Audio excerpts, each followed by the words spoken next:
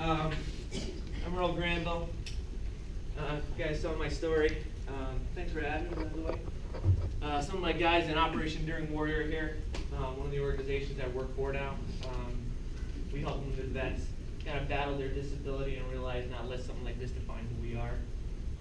And we take them through Spartan races or Tough Mudders. Tomorrow we're hand biking the historic half down in half marathon down in Fredericksburg, Virginia. Just teach us to stay active. If you don't mind, I'll tell a little bit of my story that you've already known. You know, I feel like we all go through these type of emotions when we come home from combat. Whether you're climbing up a mountain in Afghanistan, shooting at the Taliban, or you're sitting in a motor pool just dwelling on being home, or whatever issues somebody may have home. We all deal with stress. We all deal with it. Whether you're an infantryman or whatnot, we all deal with this stuff. And it's how we deal with that is what I want to go into a little bit. You know what, my brother, he kind of went downhill a little bit after Iraq, and I think we all did. We all just dealt with our own feelings over there. And Jody said his fate, and knowing my brother, who he was, if he survived what he did, I think he would have thought twice of making that decision. If he saw, I guess, the damage what he did to everybody else, that's the type of person Joe was. He forget to look after himself sometimes. And I don't think he realized what he was doing when he made that fate. So let me tell you a little bit about what got me over the hump. And I guess you could call back to where I wanted to be. A lot of the things I do now is spiritually for my brother. Something that I learned about Joe was after he passed away, about a year after he passed away, I was in my low point. I was drinking. I was doing a lot of things that I won't even discuss what I was doing, but it was just somewhere I never want to go back to again. And spiritually, somebody told me about what Joe thought of me after I lost my leg. I learned how to snowboard again. I learned how to play sled hockey. I'm horrible at it, by the way. Second string, I barely even play anymore. But I found a little resiliency, and I was just happy to be alive. I was a lone survivor in my vehicle, and I got a second chance. So I had to take advantage of this. So that's what I'm doing now, and that's what I was doing then. So after hearing what Joe thought of me, after I was at this low point, I thought to myself, well, if he could see me right now, what would he think? He saw me drinking my face off every day, just being pissed off at everyone, and taking it out at everyone. Would he be proud of me still? The zombie apocalypse happened right there when I'm over his grave. And he came out and threw me to the ground and bit my face off. He'd probably say in a zombie voice, "You were fucked up." So I decided to change. I decided to challenge myself physically somehow. So I got into CrossFit.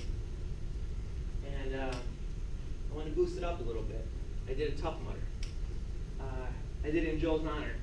And guys from my unit there, everyone wearing a t-shirt of a fallen soldier. I had Joe on my shirt, and two of my buddies, Specialist Derek Holland and Major Scott Haggerty.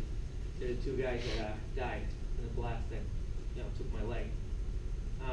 My friends wore their shirts as well, and some others as well.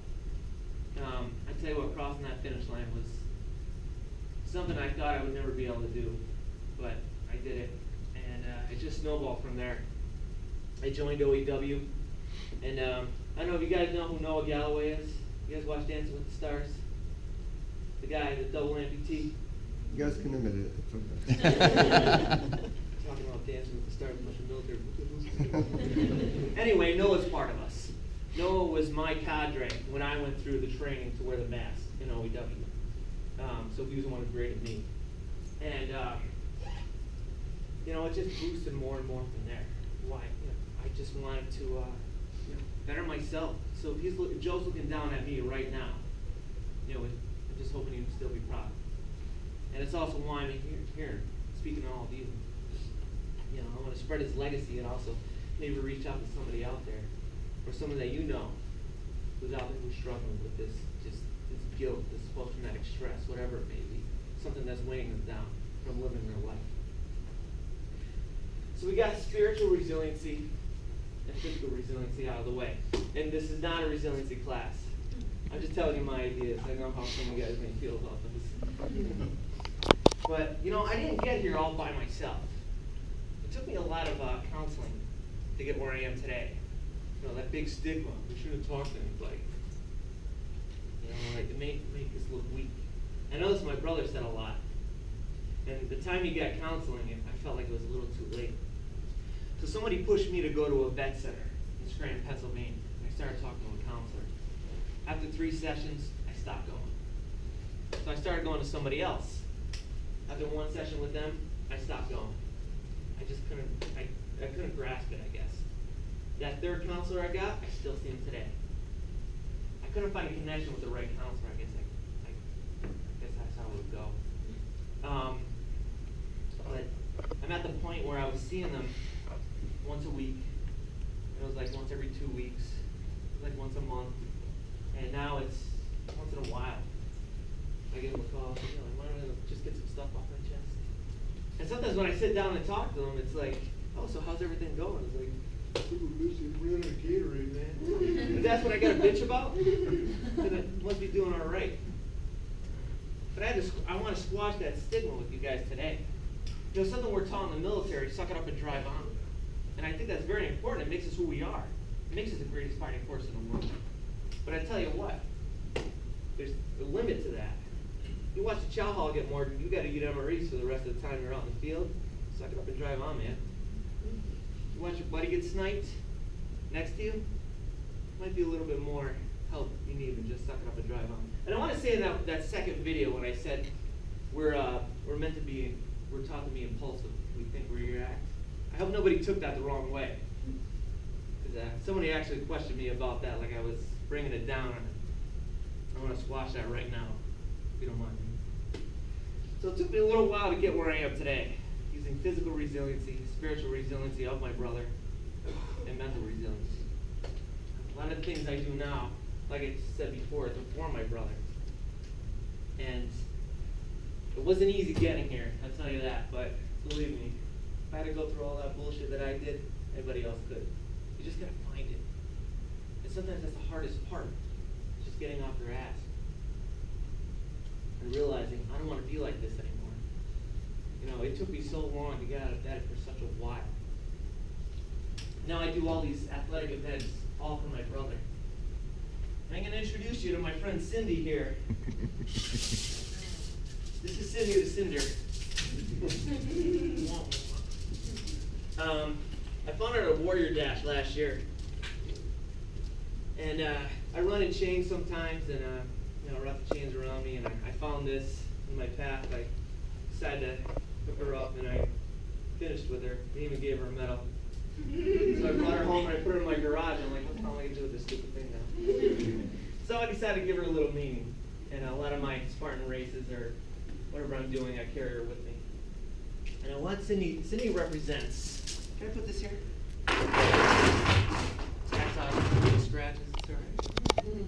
So Cindy represents the mental hardship that our military and our first responders have to carry with them, in which they face in the line of duty. And what's nice about her, she's a metaphor. When I'm carrying around these courses, everybody's always coming up, hey man, you need help carrying that? So I'll pass her off to somebody else. I never have to carry her alone. I didn't mean it to be that way, but that's a metaphor for whatever heavy demons you're carrying. You never have to carry them alone either. Remember that. There's help out there. You never have to battle these by myself. Just like I decided to talk to somebody to get help. She's a pain in the ass, man, so I'm really quick to hand her over sometimes. You guys have any questions? Don't leave me hanging here, guys. In this really hot friggin' room. How do you do it day to day? Sorry? How do you get through each day? How do I get through each day? I don't know. No one's ever asked me that before. Just happy to be alive. Like I said, I got a second chance. I was one of those odd sad stories. I was moved in my vehicle. If I wasn't moved, I would have been killed because the person, Major Haggerty, who sat in my seat, ended up passing away, unfortunately. I tell you what, I mean, I just lived through Joe. And I know it sounds, when I say spiritual resiliency, I don't mean it as a religious way. I mean it as somebody who, I guess, Joe looked up to me after I got hurt. So spiritually, I'm going to keep doing that, things that I was doing. Look to him. And I know we have a lot of guilt today. I mean, some guys I deal with now, they deal with a lot of guilt from just our deployments. I mean, there might be even some of you guys out there today that just deal with guilt. Whatever, it doesn't even have to be military. Just be life in general. Someone's got you down. And I'm not going to let those demons define who I am.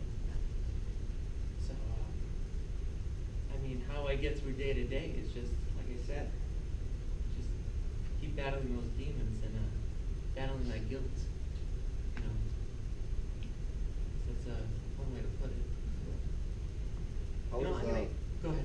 How's Joe's family? Joe's family's good, actually. Stephanie remarried. She actually married one of my soldiers. He was in the vehicle in front of me when I got hit. And kids are great. Jonathan just broke his arm on his bike. And all he wants to do is keep playing soccer with his teams. Like, Jonathan, I'm not going to play soccer with a cast on your arm, man. Sorry. So go outside and kick the ball or whatever. But family's really good. That's great. What else you got?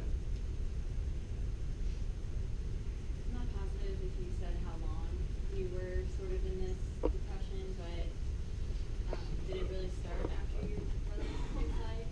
And if so, I mean, how long did that really last until you had that big fall?